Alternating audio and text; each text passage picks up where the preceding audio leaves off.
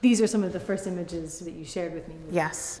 This is the photograph in the 1930s of young boys learning how to make these one-string instruments, and then Cage at the same time with prepared piano in 1938. So one is about deconstructing class, and one is constructing something out of necessity and utility. And then from there, you sent all these lovely images of Moses Williams, Yeah.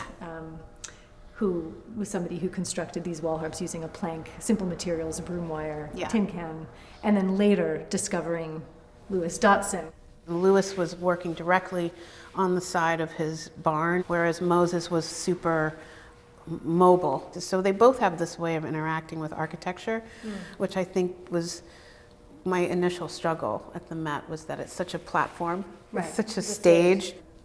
I've always been scholarly. I've always had a poetic sub-narrative that's going on with me. And this is the first time that I've really shared so much of my research and put it to the fore, because it was just so wonderful. So this was the first one strand on the wall that I made, and it's a bit loose now.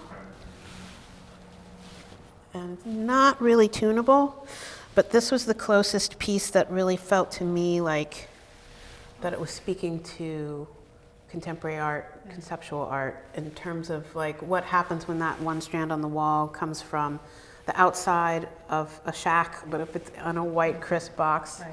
it's elevated to this other kind of gesture. That was a big discovery for me. To hang a string on the side of a structure or dwelling and have that basically instrumentalize a piece of architecture, with the flexibility of it being able to be taken down and put up and to be made from sparse means. I actually really get emotional because of the ability to make something from nothing. And inside of that, I think that there's a real connective tissue to ancestors.